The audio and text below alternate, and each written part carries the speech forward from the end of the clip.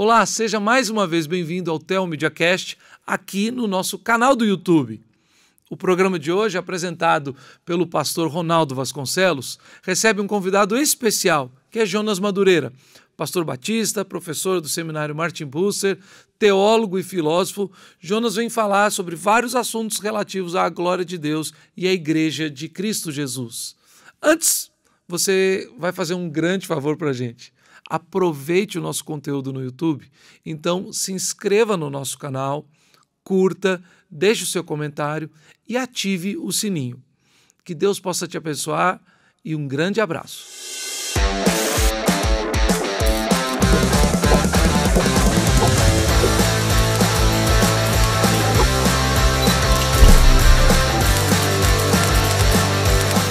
Olá, eu sou o pastor Ronaldo Vasconcelos e você está no Theo Media Cast, onde você vê e ouve o melhor da teologia do Brasil.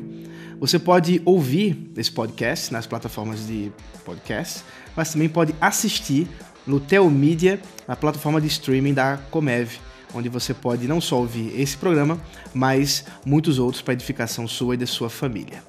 Hoje nós estamos no nosso 9º episódio do Theo Media Cast e temos a alegria de contar com o reverendo Jonas Moreira Madureira.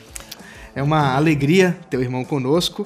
Ele é bacharel em teologia pelo Bethel Brasileiro, pela Universidade Presbiteriana Mackenzie também, é bacharel e mestre em filosofia na PUC São Paulo e doutor em filosofia pela USP, com sanduíche pela Universidade de Colônia, na Alemanha. É casado com Juliana, pai de Heloísa, Henrique e Tiago, e pastor da Igreja Batista da Palavra. Uma alegria ter aqui conosco. Alegria minha, Ronaldo. É um prazer estar aqui, para a gente poder conversar um pouco. Uma alegria, meu irmão. Coisa boa. Pastor, nós estamos aqui com esse assunto que é muito interessante e que eu espero mostrar a sua centralidade dentro do contexto da igreja evangélica, que é o discipulado. Você acabou de publicar o livro O Curso do Discipulado, a doutrina da imitação de Cristo, e nada mais oportuno do que a gente poder conversar um pouco sobre isso, sobre o que é esse curso do discipulado e o que é o discipulado numa visão bíblica, numa visão evangélica, como você tem escrito, falado por aí. E para começar, então, a pergunta que não quer calar é, afinal de contas, o que é discipulado? Ronaldo, essa talvez eu diria a pergunta central desse ensaio, né? Eu considero ele um breve ensaio e ele é um ensaio de esclarecimento do conceito mesmo de discipulado, porque eu entendo que o conceito de discipulado ele envolve dois aspectos importantes, que é o ato de seguir a Jesus e o ato de ajudar pessoas a seguirem a Jesus. Então, eu entendo que o discipulado mantém essas duas realidades tão unidas, que a gente, para definir o discipulado, acaba separando elas. Tá? Então, um dos exemplos que, inclusive, a gente usa aqui no livro é o exemplo da rosa e a cor da rosa. Tá? Eu não posso chegar numa floricultura e dizer assim, olha, olhei para uma rosa vermelha, olhei ali uma rosa branca, eu sei que minha esposa gosta da rosa vermelha, mas a rosa vermelha está murcha, a rosa branca está exuberante. E eu chego para o cara lá da loja, o vendedor, e digo assim, olha, eu gostei muito dessa rosa branca, porque ela está exuberante, mas a minha esposa gosta da rosa vermelha. Tem como você trocar, botar a cor dessa rosa vermelha na rosa branca, enfim, eu levo a rosa branca com a cor vermelha? Mas isso é um absurdo, isso não vai acontecer nunca. Por quê? Eu consigo distinguir a cor e a rosa, mas eu não consigo separar a cor da rosa. Elas duas estão juntas, elas estão unidas no mundo real. Só que mentalmente eu posso falar sobre a cor da rosa e eu posso falar sobre a rosa. Com o discipulado acontece a mesma coisa. Então o que a gente faz? A gente diz que discipulado é seguir a Jesus, mas ao mesmo tempo a gente diz que também discipulado é ajudar pessoas a seguirem a Jesus. Isso é um grande problema. Em qualquer língua existem exemplos de homonímias, né? Ou seja, são equívocos, né? Por exemplo, o mais comum, que professores de português aí sempre usam, né, para explicar, é a manga. Né? Sim. Usa a palavra manga. Bom, mas manga significa o quê? Significa parte da roupa ou uma fruta. E essa equivocidade, ou seja, essa ambiguidade aqui que surge, ela é meramente casual, né? Ela não tem uma explicação lógica. Simplesmente se deu o mesmo nome para duas coisas diferentes. Então, você tem o mesmo nome aplicado a duas coisas diferentes. Mas ninguém nunca no mundo vai confundir a manga de uma camisa. Ninguém vai comer uma manga de uma camisa. Ninguém vai comer a manga de uma formiga e ninguém vai vestir a manga que é a fruta, óbvio. Mas quando se trata do discipulado como ato de seguir a Jesus e de ajudar pessoas a seguirem a Jesus, a gente trata de um tipo de homonímia que é a mais difícil de a gente compreender, que é aquela em que a gente tem duas coisas distintas, elas são nomeadas com o mesmo nome, mas elas estão tão ligadas que é possível você tomar uma pela outra. Então você pode confundir uma com a outra. Sim. E simplesmente dizer, discipulado é isso, discipulado é aquilo. E quando você faz isso, você experimenta ali uma espécie de reducionismo, né? Você reduz o discipulado a uma parte do discipulado. Então a ideia do livro foi mostrar o seguinte, a gente precisa entender o discipulado no seu sentido pleno. Prova disso, a publicação de 2 livros que são clássicos na área de discipulado, né? Um é o clássico do Bonhoeffer, né? O Discipulado, e ali, quando pessoas da igreja querem procurar algum material sobre discipulado, aí vê lá, Discipulado do Bonhoeffer. Eu vou comprar porque eu quero aplicar na minha igreja, etc. Vai frustrar. Vai frustrar.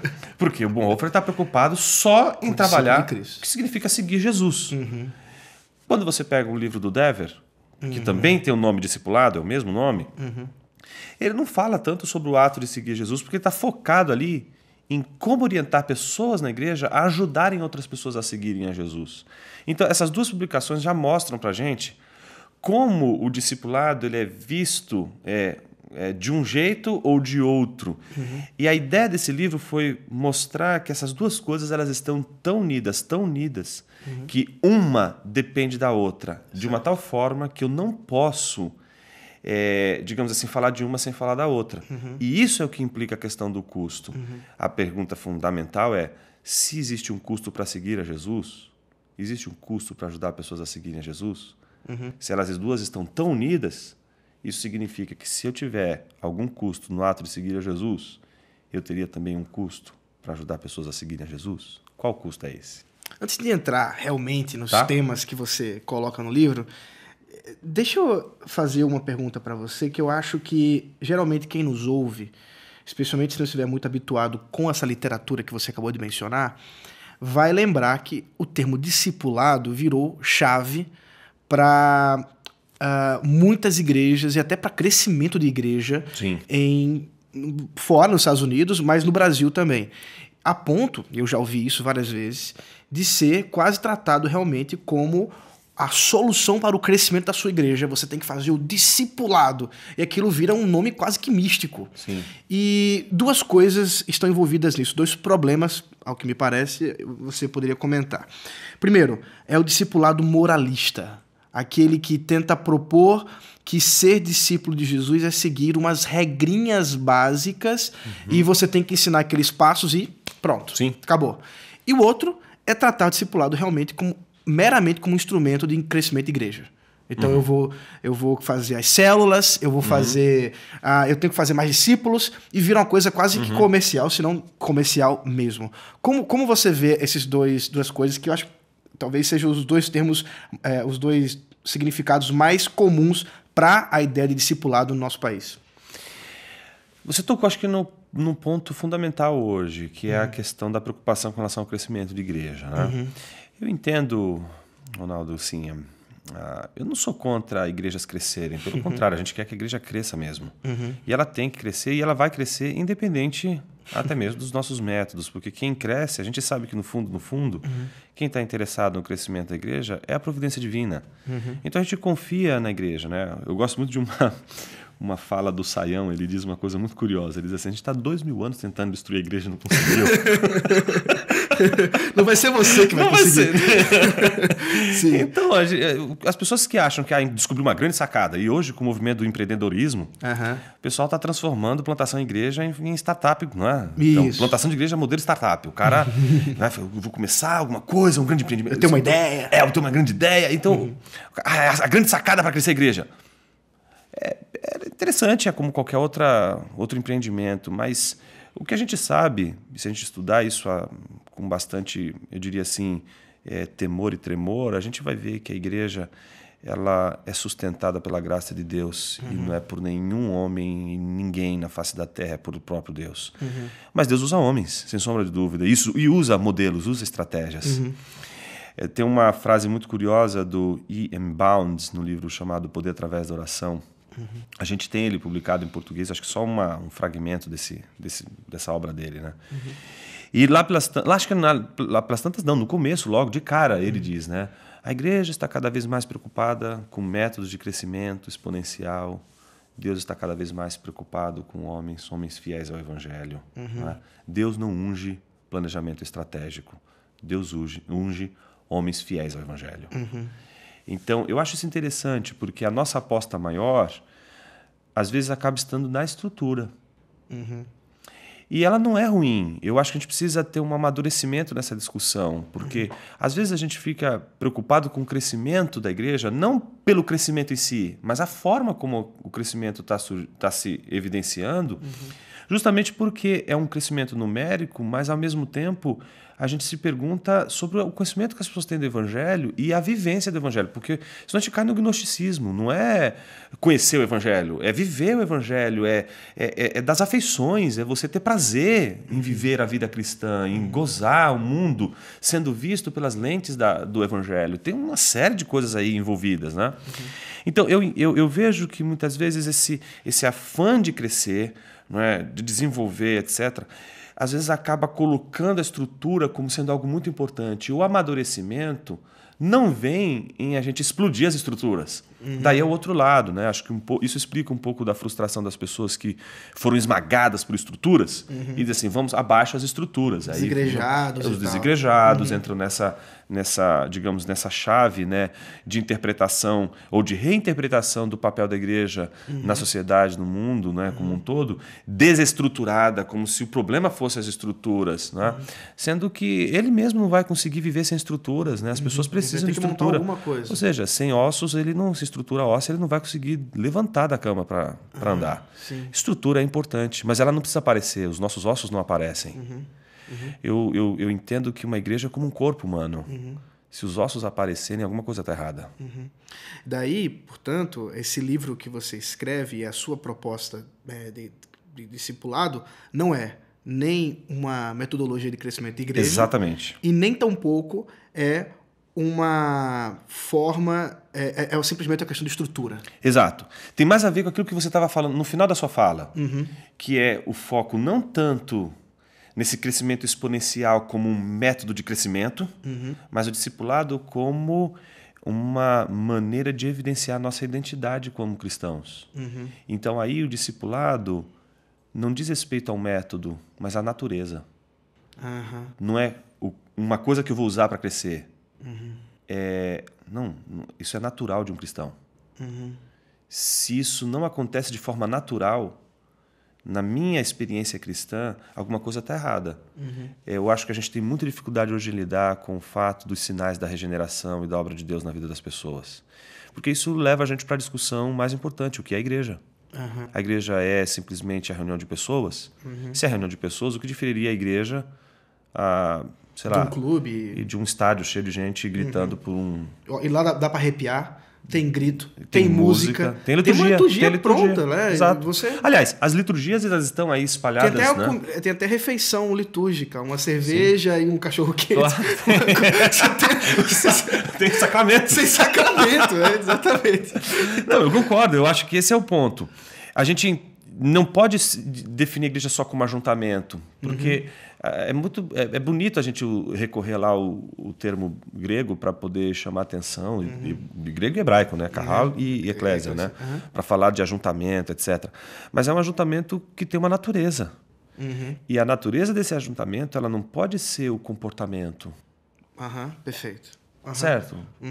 Porque o que gera o comportamento? Se você me perguntasse assim, Jonas... agora você vai e pergunta, né? O que realmente está te preocupando aqui?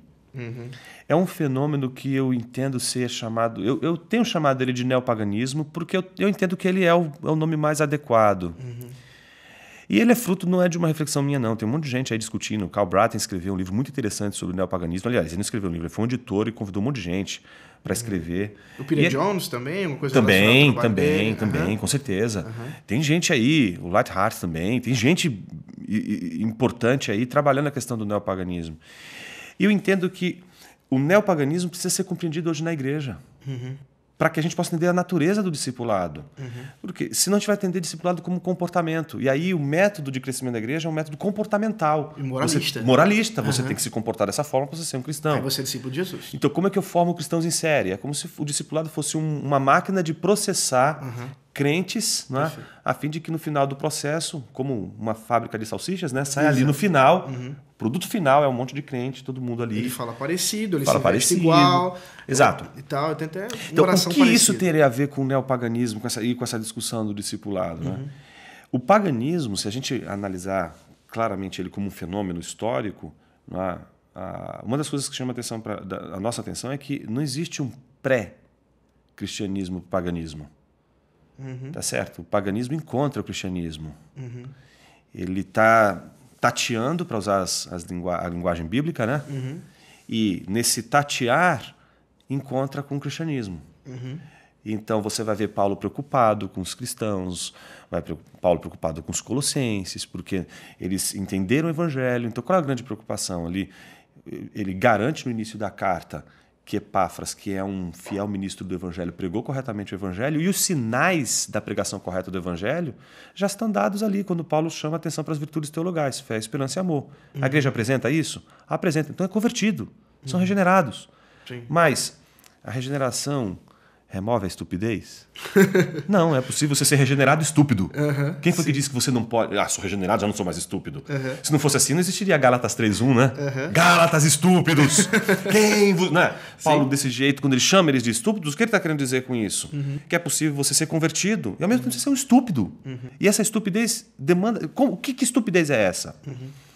É a estupidez que Paulo vai chamar a atenção, por exemplo, dos Gálatas. Quem vos encantou? Que discurso é esse que fez vocês que ouviram a exposição do Cristo crucificado na cruz, depois dessa exposição, se renderem a outra exposição? Então, deixa eu colocar isso em pontos para ver se você concorda comigo e a gente entabular uma discussão com isso. Mas me parece que o paganismo ele encontra o cristianismo, mas é como Paulo vai dizer lá em Romanos, vocês saem com raízes, são transplantados do reino das trevas, eles não são arrancados, e aí eles, de uma hora para outra, se tornam cristãos. Eles vêm com as raízes do paganismo, são transplantados para o reino do Filho do seu amor. Essas raízes precisam se adaptar a esse novo terreno. Então, eles têm fé, esperança e amor, mas eles ainda acreditam que o que é espiritual está acima do material e por isso oram para os anjos e consideram Cristo inferior aos anjos. Então Paulo precisa corrigir isso, é estupidez. Precisa corrigir a ética deles. Olha a relação de vocês entre servos e senhores, é a mesma relação do paganismo. Olha a relação entre marido e mulher, é a mesma relação de um pagão. Um cristão não se relaciona assim com a esposa. A esposa cristã não se relaciona assim com o seu marido. A base da relação é Cristo, seja para o pai, para o filho, para a mulher, para o esposo, para o senhor, para o servo. Ele vai construir uma ética baseada, centrada no cristianismo, para mostrar que eles têm uma mente cristã, mas uma ética pagã. Aí vem o neopaganismo. O neopaganismo é um paganismo que tem como herança o cristianismo. São cristãos. Já uma misturada maior. Paganizados ou repaganizados. Eles têm na memória o quê? Não é uma mente cristã, mas uma ética cristã. Por isso é possível no neopaganismo... O que é interessante no neopaganismo? O neopaganismo reflete pessoas com comportamento ético cristão, mas uma mente pagã. Então, por isso você vai conversar com uma pessoa, o comportamento dela é de um crente. Você entra em questões, por exemplo, de ideologia de gênero, entra em questões políticas, entra em questões relacionadas à ciência, entra em questões relacionadas à arte, entra em questões relacionadas à cultura. A mentalidade da pessoa não é uma mentalidade cristã, é pagã. Sim. Mas ela ora, ela fala como um crente, ela se veste, mas se ela comporta. Está completamente comprometida por uma visão de mundo distinta da cristã. Vou te dar um exemplo de uma experiência muito rica que eu tive uma vez na Universidade Presbiteriana Mackenzie, onde eu dou aula. E era uma aula de ética e cidadania. E eu estava explicando o niilismo, obviamente, quando eu estava explicando sobre o niilismo, que é uma visão de mundo que diz que o mundo não tem o menor sentido, etc., é fatídica e etc., eu estava explicando a visão de mundo, não defendendo. Eu estava explicando. Teve alguém que deu glória a Deus. Quase isso. Teve um momento... Foi um momento que, assim, o meu mundo caiu aqui por dentro.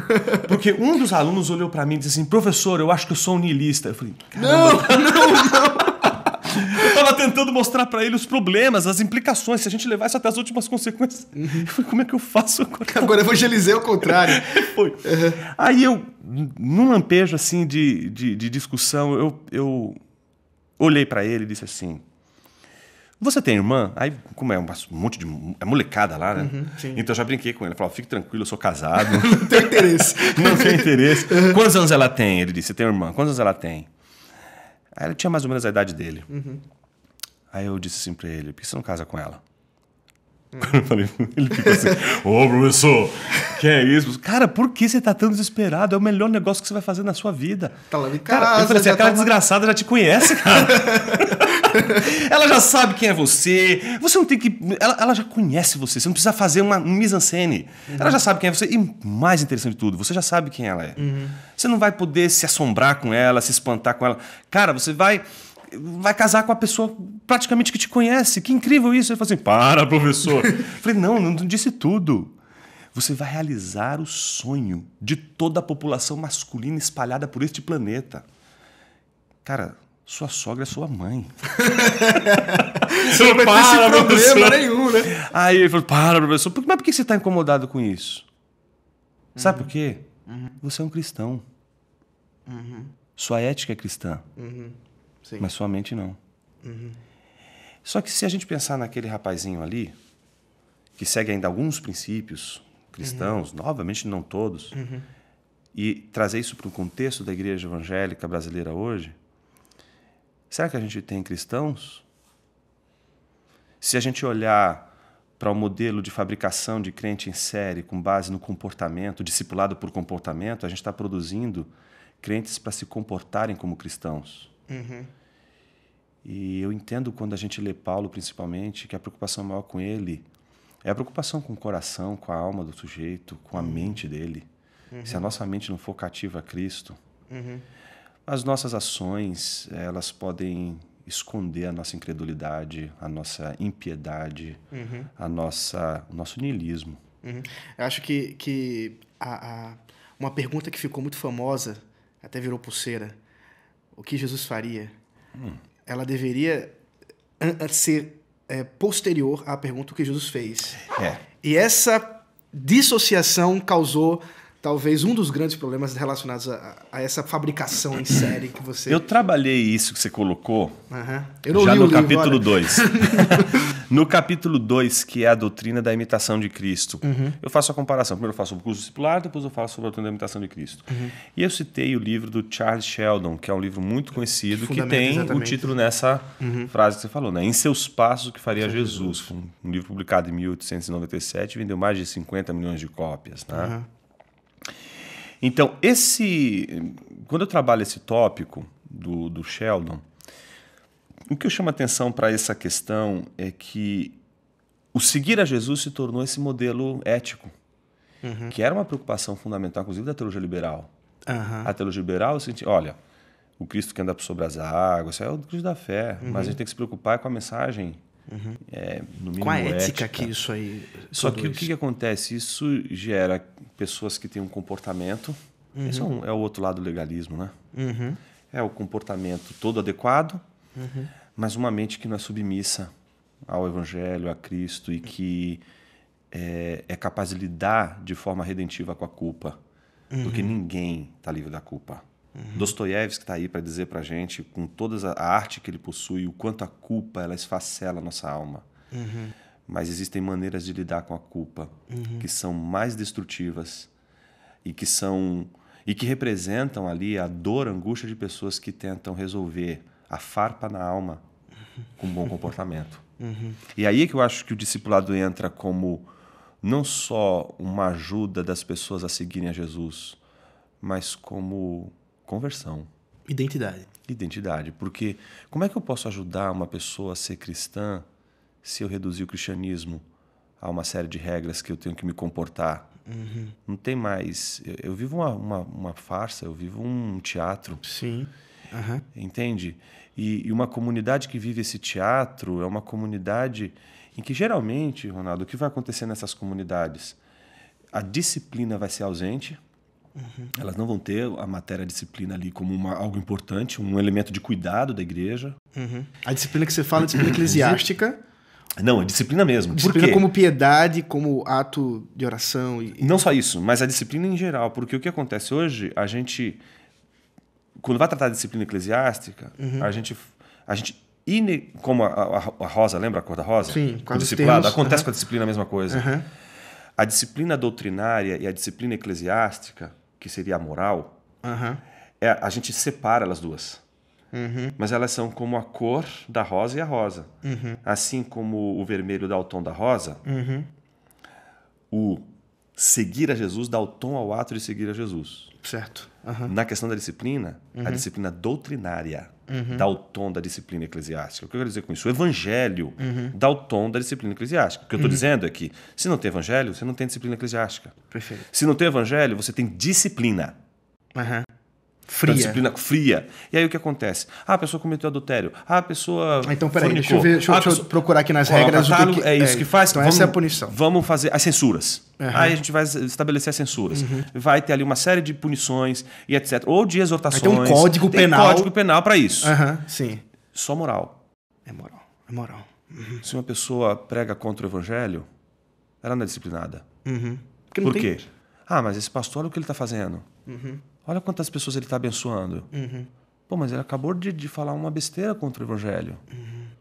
Então, Paulo ele percebia que a disciplina contra o evangelho ela é pior, a quebra da disciplina do evangelho é pior do que a quebra da disciplina moral, porque se você destrói o evangelho, você destrói a única coisa que pode curar uma pessoa que cometeu um pecado moral e um deslize moral. Sim. Uma igreja que não tem evangelho, ela não tem mais o elemento que cura a alma das pessoas quando elas cometem deslizes na vida. E aí você só tem punição. Você não tem o exato ponto que precisa ser trabalhado quando a gente desliza, que é as motivações do nosso coração. Então isso é jogado para debaixo do tapete, essa discussão nunca aparece. O que aparece é, você precisa fazer isso. E isso a gente reproduz nos nossos filhos. Vê como a gente educa os nossos filhos. A gente vai dizendo para eles, não faz isso, porque senão... Né, as pessoas vão achar o quê de você? Vão achar o quê do papai e da mamãe?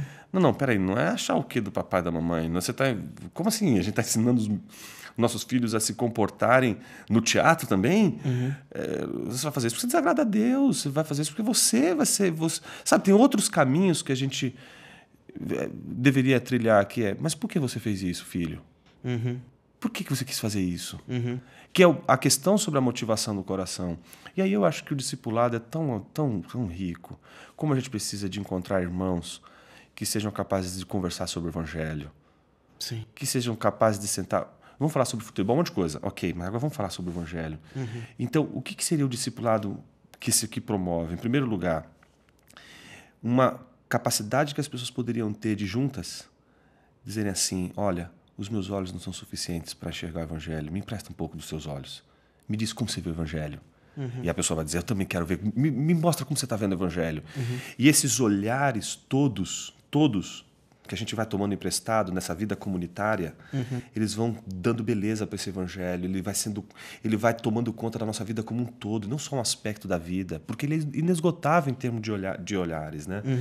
Eu acho que o Lewis ele aqui entra como um exemplo muito, muito legal para pensar isso, né? Ele diz que existem pessoas que são literariamente letradas e as pessoas que são literariamente letradas. Então todo mundo lê, mas existem aqueles que não gostam muito de ler e simplesmente gostam de enxergar o mundo só com seus olhos. O que ele vai dizer? Uma pessoa assim, ok, ela é uma pessoa digna, é um ser humano, mas poderia ser uma pessoa melhor. Então, ele começa a dizer que o literariamente letrado é aquele que não quer só enxergar com seus olhos, mas quer tomar os olhos dos outros emprestados. Pelas tantas, ele diz... Como eu lamento o fato de os animais não escreverem livros. Como seria interessante ler o mundo pelas lentes de uma abelha. Então, ele conclui dizendo, né, leio livros, né, e assim eu me torno 1000 homens, sendo eu mesmo. Eu acho que essa frase caberia para o discipulado. O discipulado é você ser você mesmo, apesar de você ser a sua igreja local. Os olhos de todos eles. E aí não interessa se é novo convertido, se é mais maduro, o olhar mais maduro, o olhar do novo convertido para o evangelho, ele é rico, ele tem riqueza, ele tem beleza, e ele traz a gente para o lugar onde a gente tem que ir sempre, que é o pé da cruz. É ali que o evangelho põe a gente, é ali que a gente fica, todo mundo fica no mesmo plano, é ali que a gente reconhece o sacerdócio de todos os crentes e não tem mais diferença ali entre pastor, ali no pé da cruz todos nós somos necessitados, todos nós precisamos do perdão, todos nós precisamos da graça. Todos nós somos leigos. Todos somos leigos. Então ali, e o discipulado é isso. Só que aí, Ronaldo, vem o ponto fundamental. Como a gente pode desenvolver um discipulado na igreja que não seja um método de crescimento? Eu entendo que isso só pode acontecer se a gente tiver pessoas admiráveis.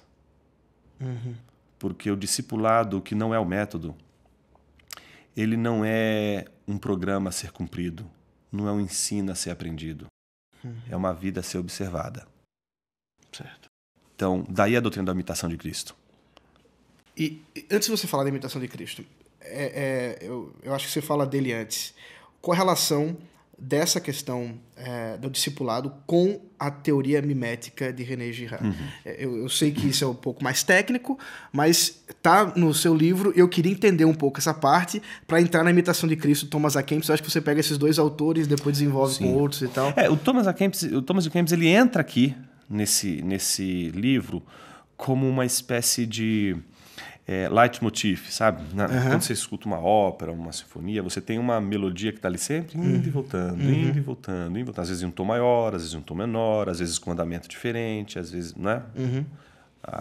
E ele aparece ali, desde o começo até o fim, mostrando uma questão importante. Até, inclusive, é a primeira citação do livro. Exato, que é a Thomas questão Kempis. do custo, a questão do amor a Jesus, o foco em Jesus, a questão de imitar a Jesus, de olhar para Jesus como modelo. Então isso está perpassando ali o livro. Porque no fundo, o que é o discipulado? Não existe essa palavra na Idade Média. Quem inventou essa palavra? Lutero. Uma palavra alemã, se chama Nachfolge. Ele que vai trabalhar a questão do discipulado com outros termos. Pelo menos na nossa tradição protestante. Sim. Na Idade Média, qual é o nome que se usa para discipulado? Imitatio. Daí Tomás de Kempis é importante, porque ele foi o que escreveu, digamos assim, um tratado Sobre imitação de Cristo. sobre imitação de Cristo, portanto, sobre discipulado. Sim. Então, entendendo o discipulado como imitação, como aquela expressão Nachfolge no alemão, que é uma palavra que o Lutero vai cunhar e vai entrar justamente para distinguir de Jüngerschaft, que é a palavra alemã usada para discipulado. Mas o Nachfolge é a palavra usada por Lutero para dizer, para traduzir aquela palavrinha grega, seguir após. Então, aquele que quer ser meu discípulo, não é? Siga. Que venha após mim. Então, Siga o mestre. Siga o mestre. É a ideia. Então, tá lá ele, e você tem que seguir os seus passos, seguir o seu caminho. Então, o discipulado é isso. E daí a doutrina da imitação. E aí a gente vai encontrar várias passagens em que Paulo vai dizer, sede meus imitadores como sou de Cristo. Efésios, sede imitadores de Deus. Tá certo? Hebreus. Então, a gente vai ter ali, imite os exemplos daqueles que foram homens fiéis. Então, eu acho que entra também o texto que eu já ouvi você expondo, e acho que você é a primeira pessoa que eu ouvi falando desse termo, que é o de phronesis. Isso. Claro. Que Claro. está lá em Filipenses. Exato. Tem o mesmo sentimento, mas não é só sentimento. Não é sentimento. É mais rico isso. É mais rico, é sentimento, é atitude, é modelo de vida. Aham. Tende em vós a mesmo exemplo de vida, a mesma atitude que houve em Cristo Jesus. Sabedoria prática, né? Sentimento e prática, é ação, é consciência. Então, é a mesma atitude de Cristo Jesus, porque os filipenses não estavam seguindo o padrão de Cristo. Então, só que Paulo é capaz de dizer, sigam o exemplo de Jesus. Se vocês não conseguirem enxergá-lo, olha para mim. Façam como eu estou fazendo, porque eu não estou fazendo nada mais do que imitá-lo. Só que o que fundamenta a imitação? A admiração. Ninguém imita quem não admira. Alguém só vai imitar Hitler Porque eu considero como herói. se Ele é um considerar herói. como herói. Ele é um herói, então Tá posso certo. segui-lo. Por isso que os modelos são importantes, porque eles não só causam admiração, não só servem para vender produtos, sabe? Tá lá o sujeito dizendo, isso aqui é um jogador de futebol. E aí o pessoal do marketing explora a doutrina da imitação exatamente nesse aspecto. Porque ele usa, eu também quero usar. Exato. Mas por que eu quero usar? Porque ele é o meu modelo. Então, cara, você vai comprar a mesma coisa que o cara tem, tá certo? Propaganda de pasta de dente, o cara joga futebol. Bota lá a figura admirável. Por quê? Porque aquilo ali não tem nada a ver com pasta de dente com futebol. Não. Mas a figura ali é importante porque ela é admirável. Quando você admira uma pessoa, você quer imitá-la. Essa tática importante do marketing, que eu não acho errado, não. É uma coisa natural do ser humano. Ela pode ser usada de forma errada. O nazismo é um exemplo disso. Mas ela pode ser usada de forma redimida, sem sombra de dúvida. Mas o que é curioso é que a doutrina da imitação ela só está dizendo que Deus nos fez desde o início como imitação. Eu acho que um outro nome para Imago Dei é Imitatio Dei. E essa é a tentação do homem lá no Éden. Não é ser Deus. A tentação vem, né, na fala, né? É que se você vai ser como... Mas não é ser Deus o jogo do homem. A natureza da caminhada e do discipulado cristão não é ser Deus, mas é imitá-lo. Imitar nas suas ações, imitar na sua natureza. Então, e a imitação, a beleza da imitação está nisso. Nossos filhos nos imitam, né? Não adianta você chegar para o seu filho e dizer assim, filhinho, senta aqui, papai vai ensinar umas coisas bem interessantes para você. Ensina, olha, você não joga papel no chão, etc. Ele fala, ok. Primeira vez que você jogar o papel no chão, fala assim, papai, você falou que não era para jogar papel no chão. Por quê? O filho está olhando exemplo. A gente ensina as pessoas como exemplo. Hoje eu fico impressionado, Ronaldo, hoje com o medo que algumas pessoas... Eu acho incrível isso. A pessoa quando fala um negócio desse, ela não tem noção de como ela está se mostrando ali na sua fragilidade, né?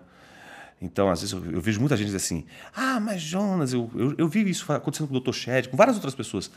Eu fico impressionado, vocês não se incomodam com essa tietagem, com as pessoas... Uma pessoa que faz uma pergunta dessa, ela tem uma pergunta que é importante, que é a questão da idolatria, e essa pergunta é super importante, e ela tem razão, a preocupação dela é super legítima.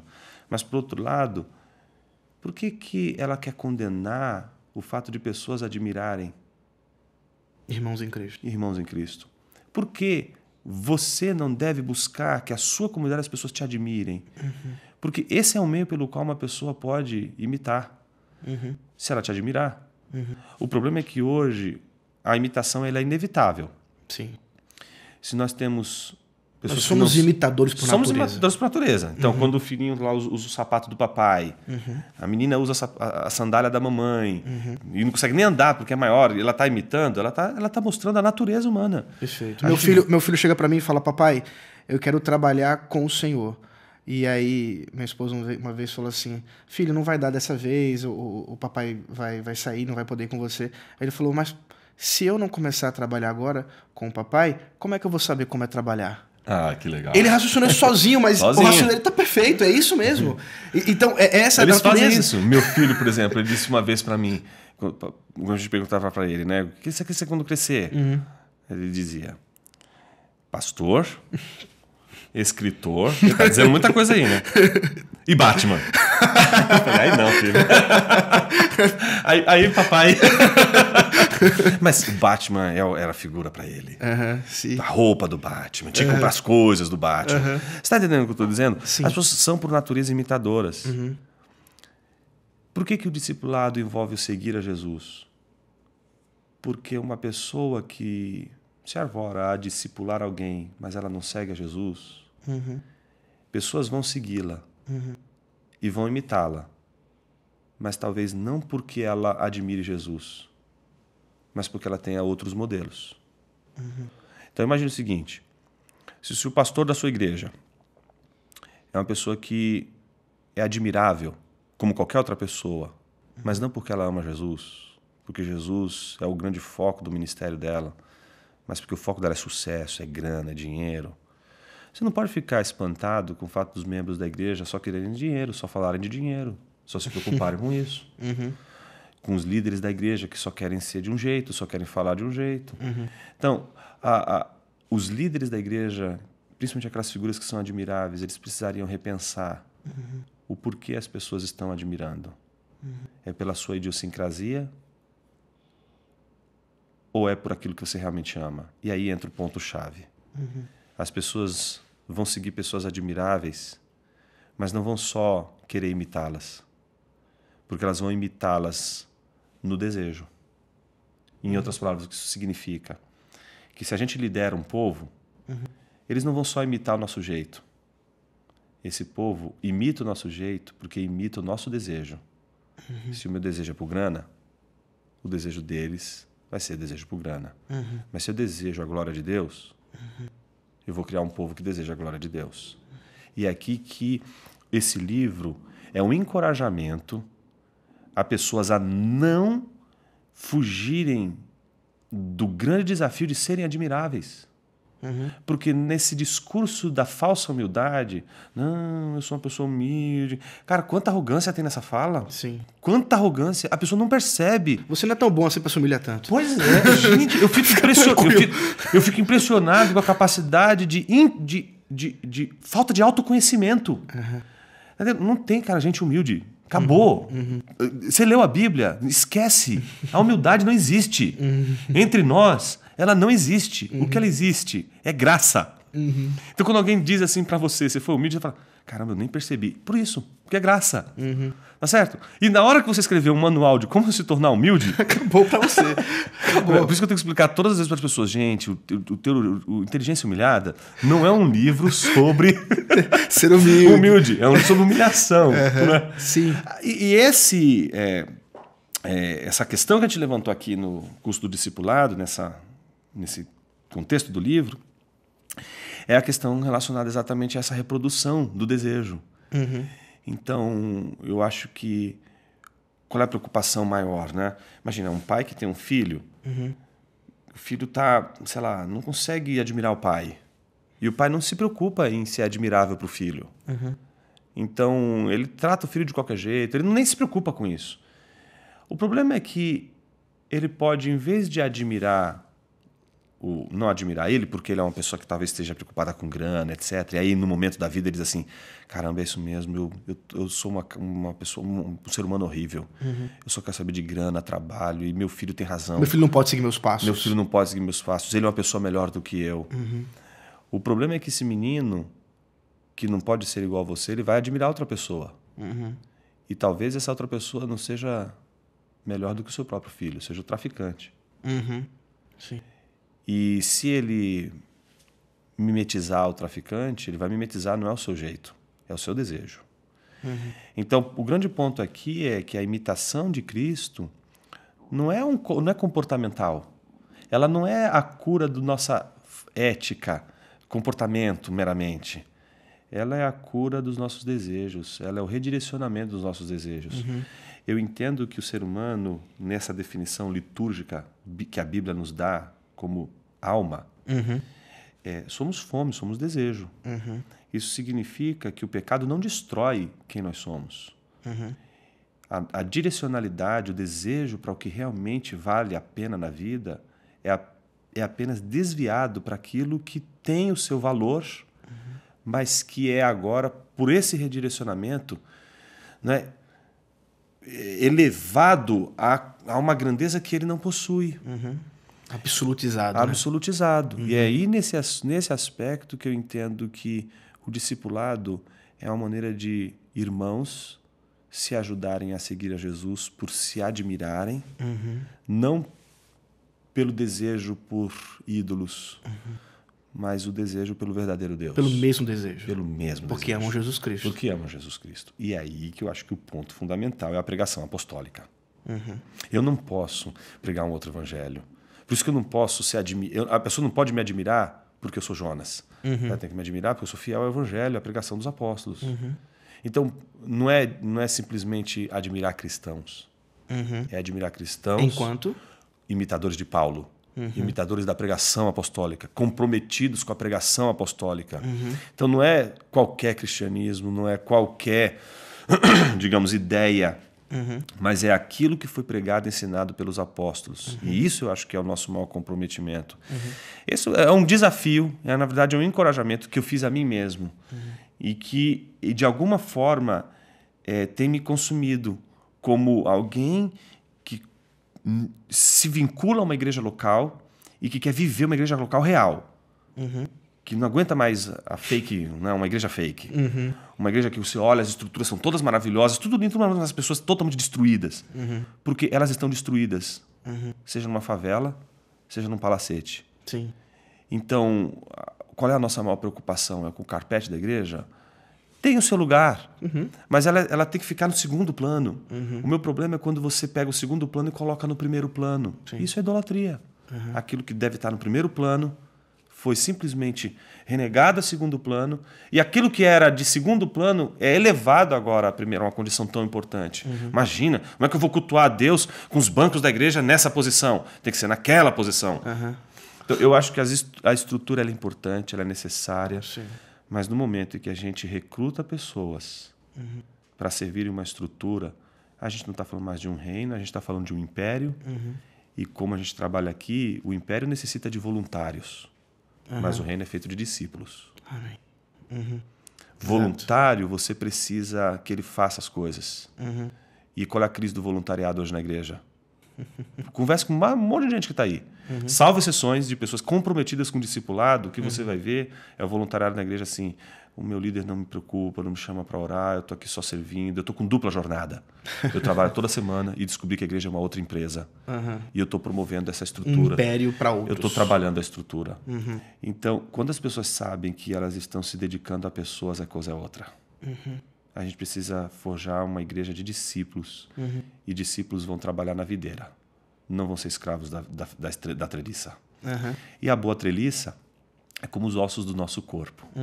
Uma estrutura importantíssima, mas é só legal quando ela está escondida, quando ela não aparece. O que importa realmente é que aquilo que é a videira apareça. Uma coisa que eu já ouvi você falando e que acho que auxilia para os nossos ouvintes entenderem o que você especialmente quer dizer em termos até de método para discipulado, é aquilo que a gente encontra nas próprias escrituras, que muitas vezes nos foge, é que a Bíblia se preocupa muito mais com imagens do que com conceitos. Nós aprendemos muito mais por aquilo que vemos enquanto imaginamos, nas narrativas, nas histórias, do que meramente em conceituar pontos e tentar, de alguma maneira, fazer proposições e etc.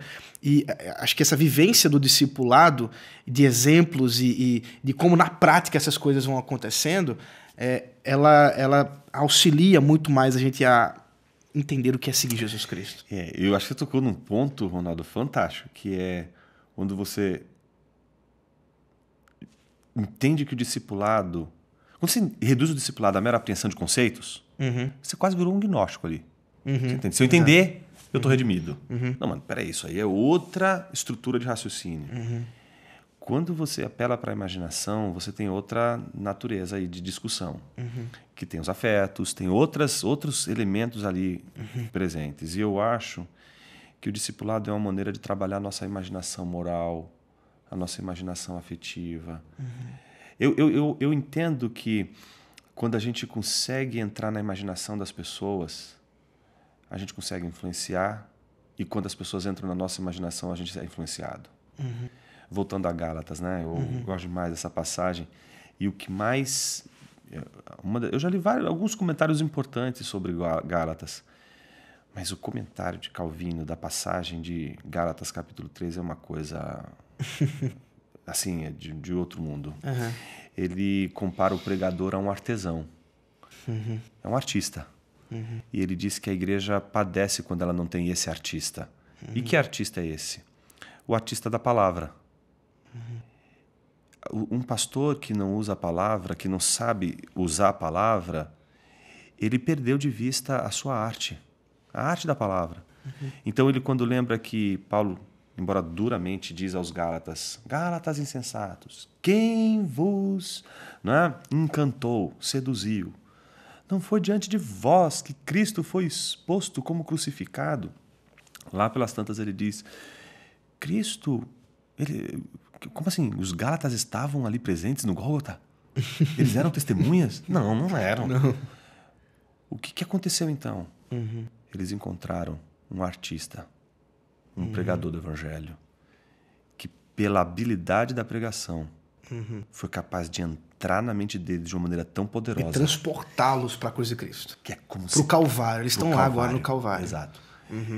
Aí ele diz lá pelas tantas, talvez foi por conta da extinção desses pregadores que a igreja, na falta deles, começou a pintar o evangelho. Pintar mesmo os quadros, as vitrais e tudo mais. Para que, pelo menos, através das imagens, as pessoas pudessem ter algo do evangelho. Ou seja, aquelas gravuras todas estão ali para dizer, não temos mais pregadores capazes de entrar na nossa imaginação. Mas se a igreja, diz ele, tiver um artista assim, ela não vai precisar de absolutamente mais nada, somente deles. De gente capaz de fazer você entrar no universo de imaginação que não vai precisar que alguém te dê uma imagem pronta. Você mesmo vai produzir a imagem. Aqui, Calvino não está dizendo a imaginação é uma obra do inferno. Ele está dizendo assim, existe uma grande diferença entre aquela imagem ali, desenhada naquela parede, e aquela que você produz. Que é mais ou menos como acontece quando a gente assiste um filme. Você já assistiu O Senhor dos Anéis?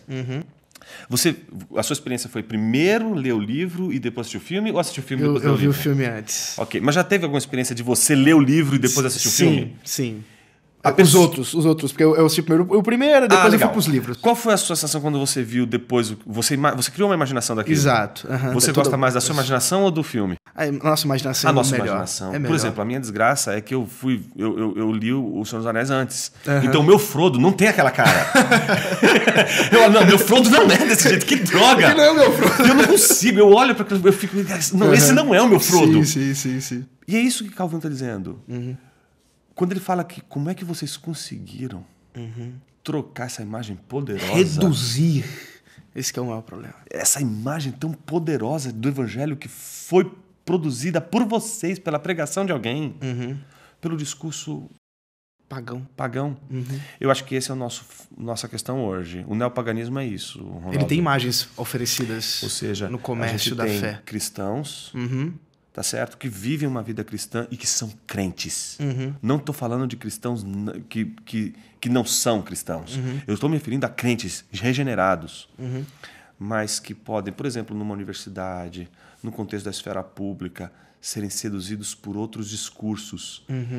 E eles podem, nesse momento da sedução, não perceberem o quanto esse discurso é capaz de dominar a imaginação deles. É aí que eu acho que a gente vive o drama do sofisma moderno, né? Que é capaz de mostrar o quanto a gente pode ir de um argumento ao outro só pelo encantamento das palavras. E aí um pastor que, sabendo disso, não usa bem o dom da palavra, aí me parece que a gente desistiu da palavra e aí a gente diz assim, eu não quero mais usar a palavra, eu quero agora trabalhar com as minhas mãos. Aí é o pastor engajado, o pastor pragmático. Não adianta falar. Agora a gente tem que fazer alguma coisa. Essa pessoa que... Eu entendo todo o drama, entendo o dilema, entendo realmente que é um desespero. Ela simplesmente diz, para que eu vou ficar pregando? Eu tenho que fazer alguma coisa pelas pessoas. Ele não tem noção de como um sermão pode salvar alguém do suicídio. Como uma palavra pode fazer alguém sair da sarjeta. Ele menosprezou o poder que a imaginação tem de transformar a vida de uma pessoa de uma vez por todas. Ele tem uma arma poderosa, ele tem um instrumento poderoso, mas ele está cansado. Por quê? É mais fácil você fechar a boca, porque você não tem que pensar, e é só fazer.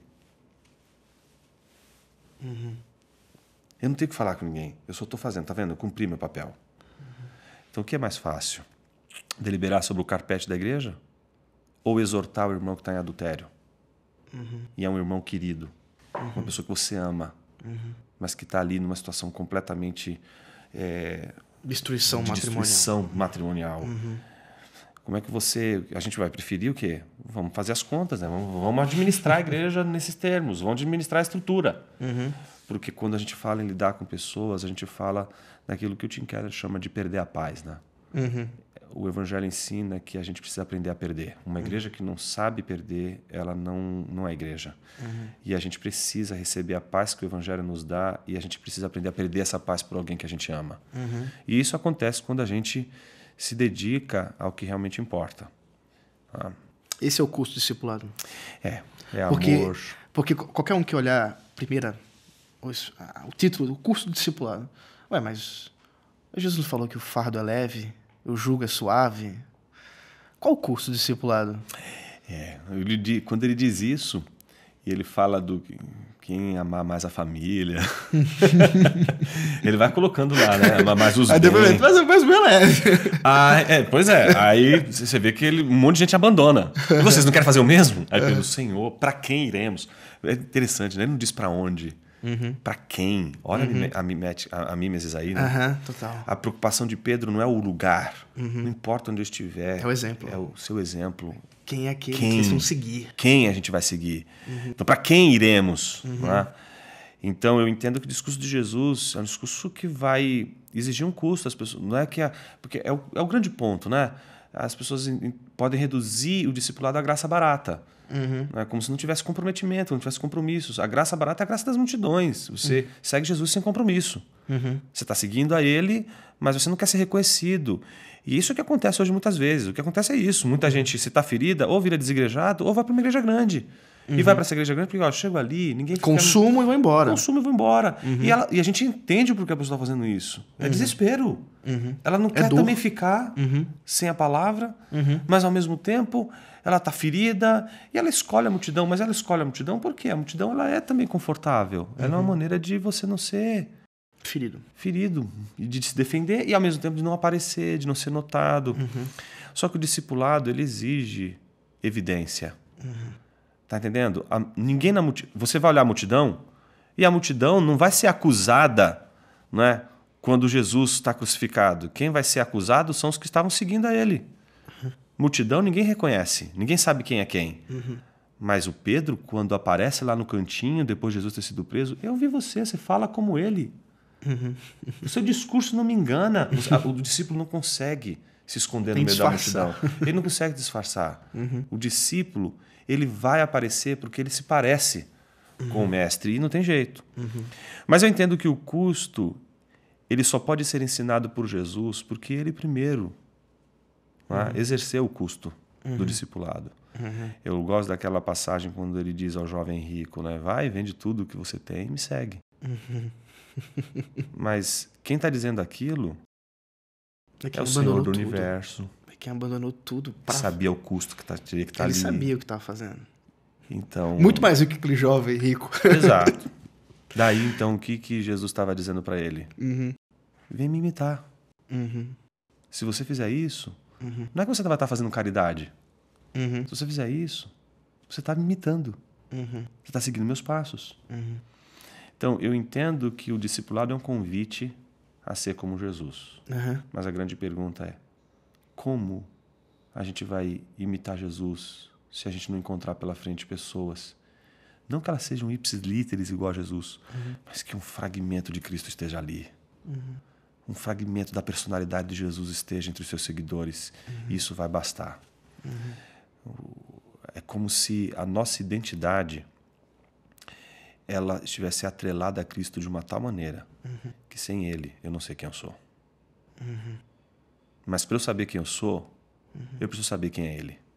Mas como eu vou saber quem é Ele se para enxergar quem é Ele, Ele me deu um caminho, que é o discipulado, que é o que Ele fez, por que Ele viveu com 12, por que Ele ensinou, por que isso é tão importante? Porque eu entendo que o caráter de Cristo ele precisa ser encarnado na vida da igreja.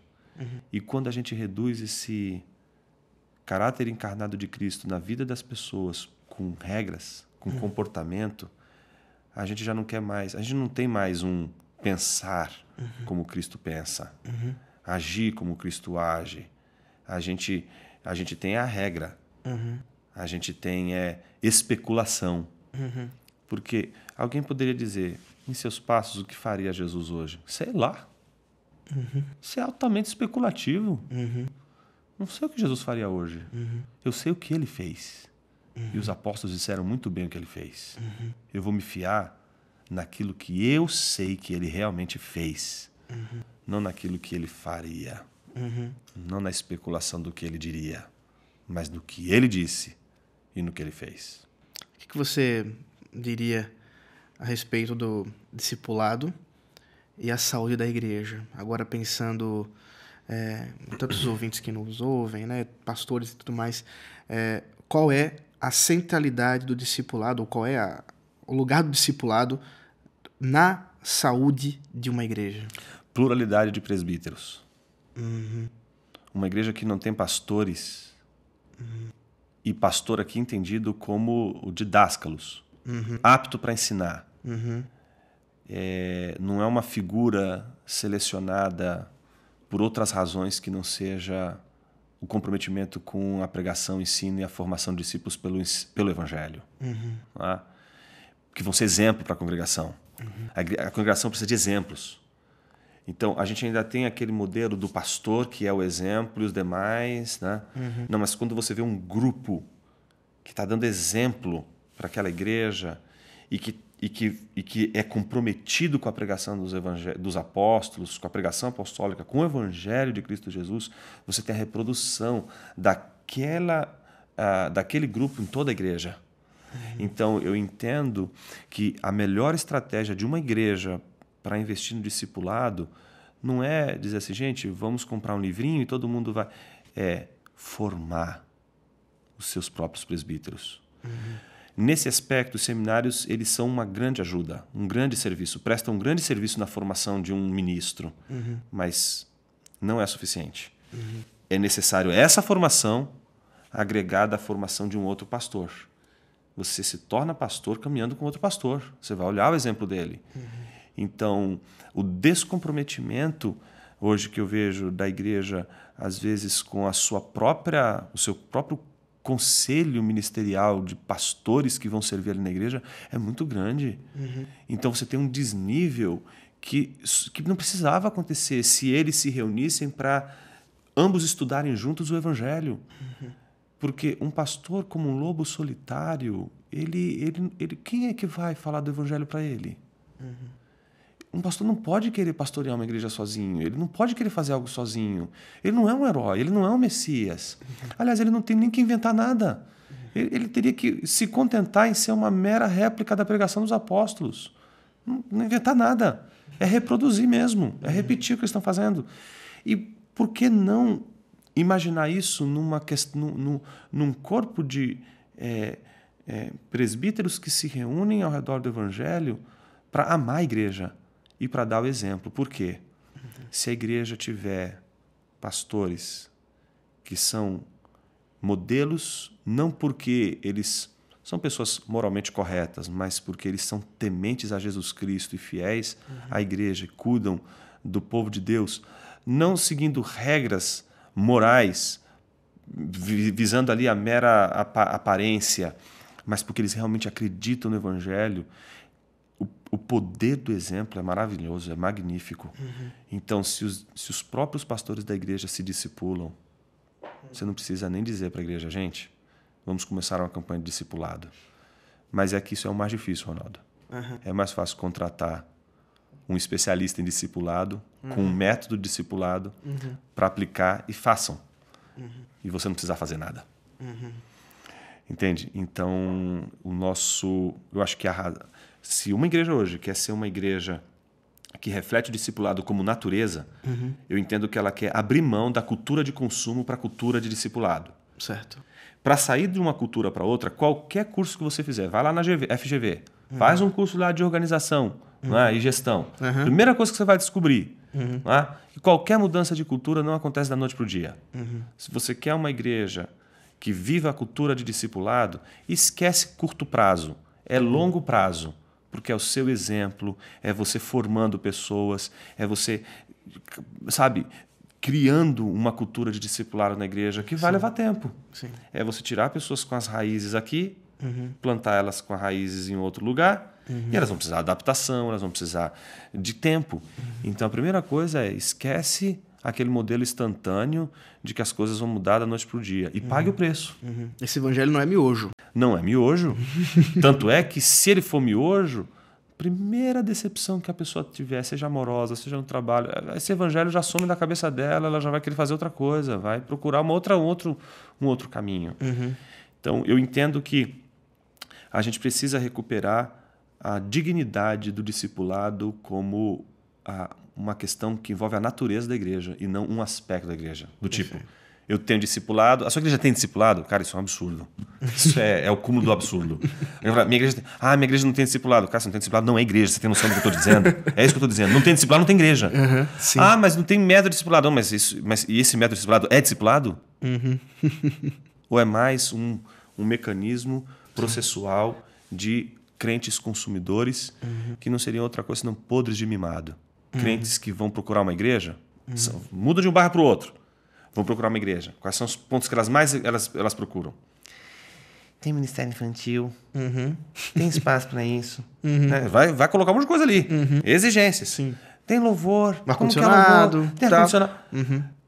Elas não é o primeiro momento. Aqui, prega o evangelho. Como que são os presbíteros dessa igreja? Não é? Aqui é uma igreja centrada em quê? Eles visitam. Eles cobram. Esse é o ponto. Eu acho que quando as pessoas elas estabelecem um critério de igreja mediado pelo consumo, elas vão retroalimentar líderes e membros podres de mimados. Se simplesmente a igreja não está fazendo aquilo que elas esperam, elas trocam e vão para outra igreja. Então não tem mais ninguém querendo perder, se sacrificar, se doar. O que a gente tem? Um bando de gente querendo, né, pensar uma igreja em que Deus seja apresentado como aquele que pensa 24 horas, 1000 maneiras de fazerem elas felizes. Exato. É um Deus como se fosse um grande urso de pelúcia, que você tivesse ali, tá ali como um gênio da lâmpada para dizer o que você quer que eu faça por você. É o Jesus Hello Kitty. E não tem boca Hello Kitty, hein? Exato. Olha só. Pra gente finalizar... Se não tem boca, não fala. Pois é, essa é a pior parte. Pra gente finalizar, como tem sido, e aí uma coisa bem pessoal, mas é um pessoal que encoraja, como tem sido a sua experiência na Igreja Batista da Palavra, que você está plantando, tem 3 anos? Vai fazer 3 anos. Vai fazer 3 anos que você iniciou a plantação, com essa vivência de discipulado, e como isso, eu queria que você encerrasse assim, como isso pode encorajar outras pessoas que estão ou plantando, revitalizando, ou mesmo já estão caminhando, mas ao ouvirem isso querem implementar, ou querem pensar isso nas suas vidas e para a sua igreja. Primeiro, é uma experiência humilhante. É uma experiência de descoberta de que nenhum pastor que queira se dedicar a um rebanho vai conseguir fazer absolutamente nada sem a dependência da graça de Deus. É a experiência de descobrir que ninguém trata com seu próprio orgulho, quem trata com o nosso orgulho é Deus, e Deus usa a igreja para isso. Deus usa a igreja para sensibilizar a gente, usa a igreja para nos quebrar, usa a igreja para nos fazer parecidos com Cristo, usa a igreja para salvar. Né? Eu entendo que essa ideia hoje ela é difícil de a gente trabalhar porque a gente lida com uma herança de discussão sobre a salvação por meio da igreja que é muito complicada. E eu de forma alguma entendo essa questão do ex opere operato, essa questão que envolve a noção de que a igreja ela é a autoridade para salvar. Detém a graça. Detém a graça. Não é isso, mas eu entendo... Mas é um ambiente. Exato. Eu entendo que é muito difícil a minha identidade de cristão subsistir separado, apartado da membresia de uma igreja. Então, eu entendo que eu preciso da igreja, em primeiro lugar, porque sem ela eu não tenho como viver Cristo, não tenho como viver a realidade. Então, se alguém me pergunta, Jonas, por que você plantou uma igreja? Primeiro, porque é a providência, não está na minha mão isso aí. Segundo, por uma questão de necessidade. Ninguém planta uma igreja simplesmente porque diz assim, eu quero plantar um negócio. Quando começa assim, já começou tudo errado. Na verdade, é a gente que é plantado e não sabe. Não existe plantador. Você é plantado, você não está percebendo isso. Só tem um jardineiro. Exatamente. Você não é, você é só uma planta, você não percebeu isso. Exatamente. Então, eu entendo que a igreja, a experiência da igreja tem sido uma experiência de vivência de discipulado, que é o que eu acredito. Eu acredito nisso. E acredito na simplicidade. Eu entendo que meu desespero, Ronaldo, em muitos eventos que eu participei e que me deixaram muito frustrados em alguns momentos, né? É porque às vezes você vai em movimentos, igrejas e tal, que, cara, você chega lá, tá tudo tão magnífico. E esse magnífico envolve tanta grana que você diz assim, cara, eu não vou conseguir fazer isso. Porque aquilo se estabeleceu como um modelo. E aí aí é o nosso coração envaidecido, orgulhoso. É o pecado mesmo. É o pecado. Porque como tudo é imitação, aquele modelo lhe foi dado para imitar. Então, eu tenho que chegar nisso aqui. Cara, mas eu não vou chegar nisso aqui não, cara. Isso aqui exige muita grana. Eu pensei comigo assim, mas e se outros pastores viessem numa igreja que está crescendo, uma igreja que consegue reunir pessoas, e de repente ele entra ali e diz assim, o que esses caras estão fazendo? Eles olham e falam, caramba, não precisa de grana para fazer isso que eles estão fazendo. Para fazer esse culto não preciso de tanta coisa. Eu preciso de tão pouco para fazer um culto. Por que eu estou tão desesperado para plantar uma igreja, sendo que eu não preciso de tanta coisa? Então, eu entendo que às vezes a gente precisa da diversidade dos dons, talentos que Deus dá, perceber que Deus chama pessoas para plantar igrejas com as mais variadas razões. Por isso eu não entendo que o que Deus fez comigo e está fazendo comigo, com a minha família, com a igreja onde eu pastoreio hoje, é modelo para ninguém em termos de repetição, reprodução. Porque eu entendo que outras pessoas podem ter outros caminhos diferentes do meu, com metodologias muito diferentes daquelas que a gente está vivendo ali. E elas estão vivendo igreja, estão vivendo discipulado. Não importa se tem um estilo diferente ali, mas o real está acontecendo. Porque meu ponto é o real. Eu entendo que os sacramentos, eles, na vida da igreja, e a própria pregação como meio de graça, tiram a gente do gnosticismo. Da ideia de que isso aqui é só conceitual. Não, cara, quando eu estou ouvindo a palavra de Deus, eu tenho poder. Eu estou falando, entendeu?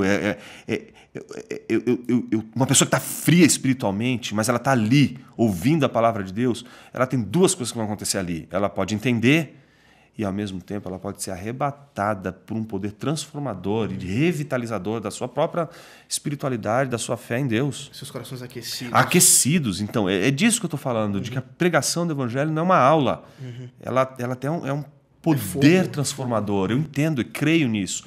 Sacramentos não é um ritual, mero ritual. Peraí, a presença de Deus está mediada de diversas formas, de diversas maneiras, numa sabedoria que a gente não consegue acompanhar. E eu entendo que essa natureza sacramental na igreja, ela faz com que a gente descubra que a gente precisa da experiência da igreja, ela não como algo que agrega, mas algo que é o sine qua non, né?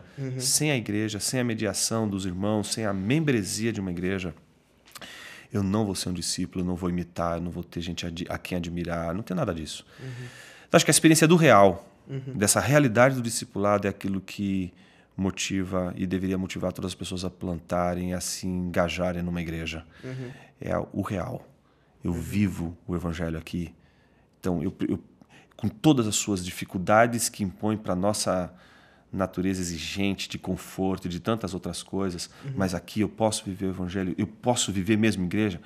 Cara, se a gente puder encontrar, não precisa de mais nada.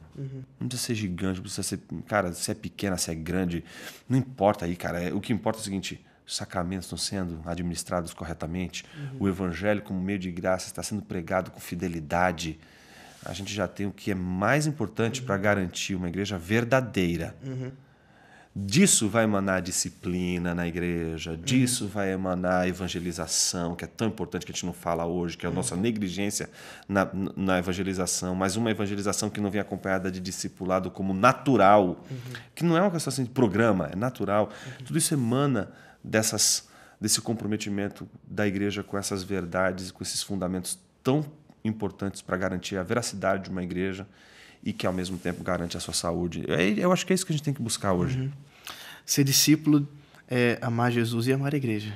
Com certeza. Cara, como é que você pode ser discípulo de Jesus e odiar a noiva com a qual ele está casado? Não tem jeito. Ou que aguarda a boda, Ou que aguarda, né? essa boda, esse casamento ansiosamente. Glória a Deus por isso.